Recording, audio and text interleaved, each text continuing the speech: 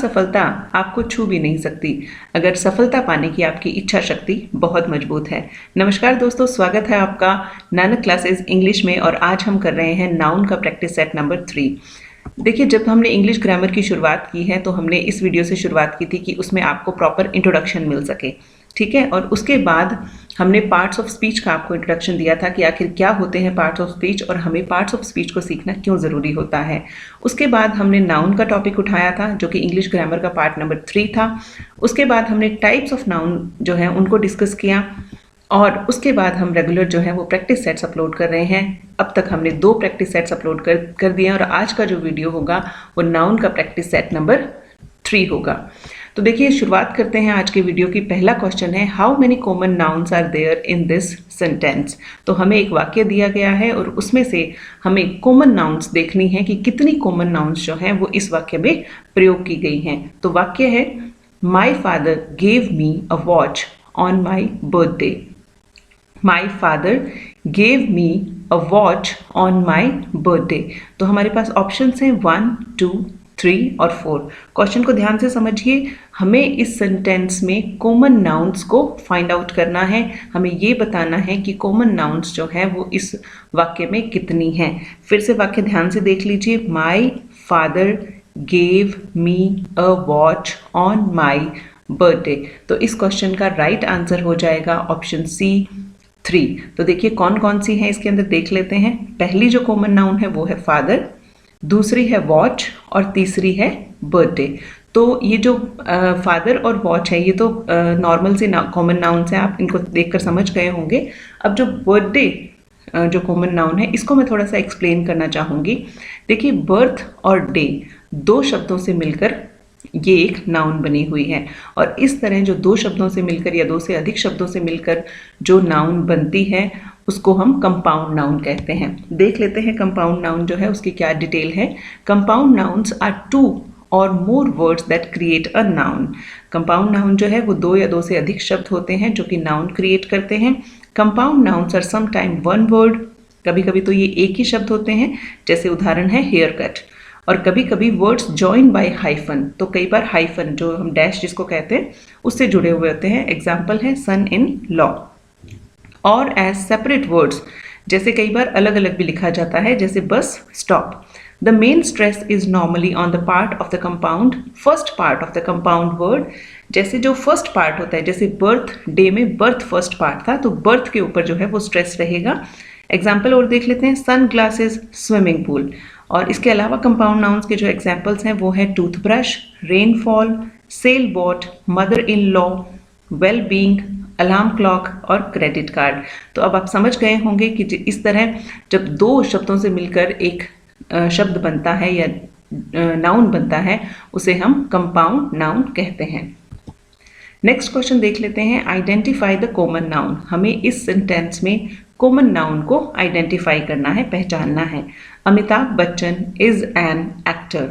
तो ऑप्शन है हमारे पास अमिताभ बच्चन, इज, एन और एक्टर। ये 4 हमारे पास ऑप्शन हैं और इनमें से हमें कॉमन नाउन बताना है। तो इस क्वेश्चन का राइट आंसर हो जाएगा ऑप्शन डी, एक्टर। तो देखिए, अमिताभ बच्चन जो है वो तो एक प्रॉपर नाउन है और उसके बाद इज और एन को हम बाद में डिस्कस करेंगे जब हम वर्ब करेंगे और आर्टिकल्स करेंगे। तो अभी जो एक्टर है वो इस सेंटेंस में कॉमन नाउन है। नेक्स्ट क्वेश्चन है, fill in the blank with suitable collective noun. तो देखिए, कलेक्टिव नाउन को हम पहले के वीडियोस में बहुत अच्छे से कवर कर चुके हैं कि कलेक्टिव नाउन क्या होता है। अब हमें इन कलेक्टिव नाउन जो ऑप्शंस में आपको दी गई हैं वो सभी कलेक्टिव नाउन्स हैं।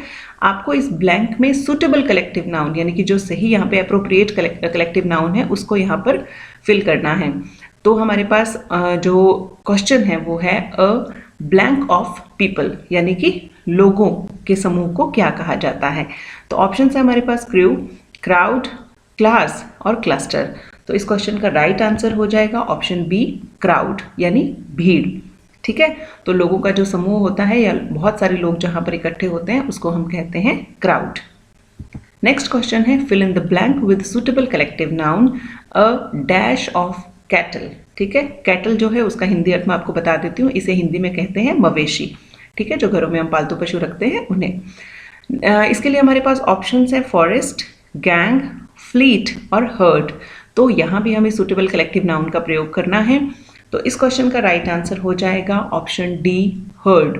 तो अब देखिए हर्ड को इंग्लिश में हिंदी में हम कहते हैं झुंड, जो कि कैटल के ग्रुप के लिए यानी कि जो मवेशियों का झुंड होता है उसके लिए हम हर्ड शब्द का कलेक्टिव नाउन का प्रयोग करते हैं। और इसके साथ ही ऑप्शंस के अलग अलग हम हिंदी मीनिंग देख लेते हैं। जो ऑप्शन ए है फॉरेस्ट, यानी कि पेड़ों का, तरह तरह के विभिन्न प्रकार के पौधों का, पेड़ों का समूह जो होता है उसे हम फॉरेस्ट कहते हैं। गैंग जो है, गिरोह, उसे हिंदी में गिरोह कहते हैं और ये क्रिमिनल्स का ग्रुप होता है। और सी ऑप्शन जो है फ्लीट, वो होता है जहाज़ों का ग्रुप, यानी कि group of fleet, group of ships, तो उसको हम कहते हैं हिंदी में जहाजी बेड़ा। नेक्स्ट क्वेश्चन है he gave me a glass of water. अब आपको बहुत मजा आने वाला है इस वीडियो में, क्योंकि अब मैं नया कंसेप्ट लेकर आई हूँ आपके लिए। He gave me a glass of water. तो अब देखिए अंडरलाइन वर्ड आपको दिख रहा है ग्लास। अब हमें ये बताना है कि द अंडरलाइन वर्ड इज, यानी ये किस तरह की नाउन है। तो ऑप्शन है हमारे पास material noun, common noun, proper noun और एब्स्ट्रैक्ट नाउन। मुझे पूरा विश्वास है कि जो ऑप्शंस में ये नाम दिए गए उनसे आप भली भांति परिचित हैं। अगर आप इनसे परिचित नहीं हैं तो पहले जो पुराने वीडियोस हैं, यानी कि जो अभी मैंने रिसेंटली अपलोड किए हैं नाउन से रिलेटेड, पहले आप उन्हें देखिए। और अगर आप फिलहाल वीडियो देख रहे हैं और आपने चैनल को सब्सक्राइब नहीं किया तो प्लीज़ चैनल को सब्सक्राइब कर लीजिए और बेल आइकन प्रेस कर लीजिए ताकि आने वाले वीडियो की नोटिफिकेशन आपको टाइम टू टाइम मिलती रहे। अब आते हैं वापस क्वेश्चन पर। He gave me a glass of water. तो इस सेंटेंस में ग्लास जो शब्द है वो किस तरह की नाउन है। एक बात यहाँ पर क्लियर कर देना चाहूँगी कि देखिए हर शब्द जो होता है उसका अपना अपना काम होता है। जैसे कि एक हाउसवाइफ का काम देख लीजिए आप। हाउसवाइफ जो होती है वो माँ भी होती है, वो पत्नी भी होती है, वो बहुत सारे उसके रिश्ते होते हैं, हर रिश्ते को निभाती है।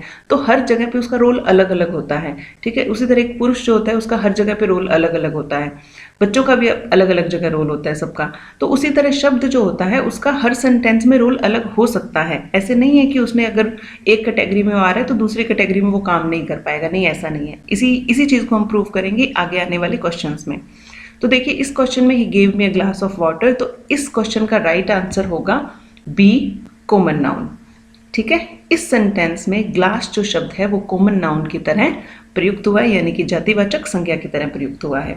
नेक्स्ट क्वेश्चन देखिए, the window is made of glass. अब इस सेंटेंस में जो ग्लास शब्द है उस देखिए, हाँ, इस क्वेश्चन का राइट आंसर जो होगा उससे आपको पता चलेगा कि इस सेंटेंस में जो ग्लास शब्द है वो किस तरह का काम कर रहा है। तो the underline word is, options हमारे पास फिर से वही है, material noun, common noun, proper noun या एब्स्ट्रैक्ट नाउन। देखिए प्रॉपर नाउन और एब्स्ट्रैक्ट नाउन तो आप बिल्कुल ऑप्शन से निकाल दीजिए, क्योंकि हमें पता है कि प्रॉपर तो व्यक्तिवाचक संज्ञा होती है और एब्स्ट्रैक्ट जो है वो अमूर्त संज्ञा होती है, और ग्लास जो है वो ना तो व्यक्तिवाचक संज्ञा और ना ही अमूर्त संज्ञा है। तो अब हमारे पास दो ऑप्शंस बचते हैं। तो देखिए the window is made of glass, यानी ये जो खिड़की है वो कांच की बनी हुई है। यहाँ पर इस क्वेश्चन का राइट आंसर हो जाएगा मटेरियल नाउन। देखिए इन दोनों क्वेश्चनों में आप फर्क देखिए।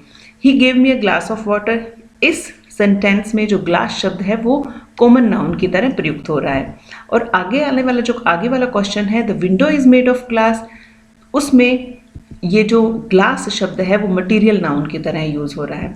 एक एग्जांपल और देख लेते हैं, the rice of Dehradun is good. The underline word is, यहाँ पर राइस की बात हो रही है। Proper noun, common noun, material noun और नन ऑफ दीज। तो इस क्वेश्चन का राइट आंसर हो जाएगा कॉमन नाउन। राइस शब्द की यहाँ पर बात हो रही है, the rice of Dehradun is good. तो एक कॉमन सी बात हो रही है यहाँ पर, कॉमन जो राइस की जो प्रजाति है उसके लिए बात की जा रही है, तो यहाँ इसका राइट आंसर हो जाएगा कॉमन नाउन। और नेक्स्ट क्वेश्चन जो है, these laddoos are made of rice. अब देखिए ये जो लड्डू हैं वो राइस के बने हुए हैं। यहाँ पे राइस नाम के मटेरियल का यूज किया गया है, तो इस क्वेश्चन का राइट आंसर हो जाएगा मटेरियल नाउन। अब मुझे पूरा विश्वास है कि आपको ये चीजें क्लियर हो गई होगी। नेक्स्ट देख लेते हैं, Kalidas is the Shakespeare of India. तो देखिए द अंडरलाइन वर्ड इज, अब देखिए यहाँ पर अंडरलाइन वर्ड जो है वो शेक्सपियर है। सॉरी, अंडरलाइंस को मैं करना भूल गई, आपको बता देती हूँ। यहाँ शेक्सपियर की बात हो रही है, तो हमें बताना है कि जो शेक्सपियर शब्द यहाँ पर प्रयुक्त हुआ है वो किस तरह की नाउन है। ऑप्शन है हमारे पास proper noun, common noun, abstract noun और कलेक्टिव नाउन। और पक्का मुझे लग रहा है कि आपका आंसर जो है वो प्रॉपर नाउन होगा, पर यहाँ पर आप सभी गलत हैं क्योंकि इस क्वेश्चन का राइट आंसर होगा कॉमन नाउन। अब आप ये कहेंगे कि मैम शेक्सपियर तो प्रॉपर किसी का नाम है, तो ये कॉमन नाउन कैसे ही हो सकता है? तो देखिए यही ट्विस्ट है यहाँ पर कि Kalidas is the Shakespeare of India. जब इस तरह हम किसी की क्वालिटी से दूसरे बंदे की क्वालिटी मैच करते हैं तो वहाँ पर कॉमन नाउन ये कंसीडर किया जाता है, और इसकी पहचान ये होती है कि आपको वहाँ पर द जो आर्टिकल है वो देखने को मिलेगा। ठीक है, वैसे व्यक्तिवाचक संज्ञाओं के आगे आर्टिकल नहीं लगता है, पर इस केस में आपको किसी व्यक्तिवाचक संज्ञा के आगे द देखने को मिलेगा और उसका कंपैरिजन किया जाता है या उसको उसकी जगह रखा जाता है, तो वहाँ पर कॉमन नाउन होती है। एक और एग्जाम्पल देख लेते हैं, Jaipur is the Paris of India. यहाँ पर पेरिस की बात हो रही है, द अंडरलाइन वर्ड जो है वो पेरिस है, Jaipur is the Paris of India. तो यहाँ पर भी जो आंसर होगा वो होगा कॉमन नाउन। यहाँ पर प्रॉपर नाउन आंसर नहीं होगा क्योंकि आर्टिकल लगा हुआ है और जयपुर को पेरिस कहा जा रहा है, तो यहाँ पर जो व्यक्तिवाचक संज्ञा है वो जातिवाचक संज्ञा के रूप में प्रयोग की जा रही है। प्रॉपर नाउन जो है that is used like a common noun. ठीक है, तो मुझे पूरी उम्मीद है कि आपको ये जो कंसेप्ट है वो समझ में आ गया होगा। Thank you very much for watching this video. एक चीज़ और आपको बता देना चाहूँगी कि बहुत सारे जो कलेक्टिव नाउन्स हैं वो मैंने टेलीग्राम ग्रुप पर शेयर कर दिए हैं, लिंक आपको डिस्क्रिप्शन में मिल जाएगा। टेलीग्राम चैनल ज्वाइन कीजिए और जितना ज़्यादा हो सकता है उनका लाभ उठाइए।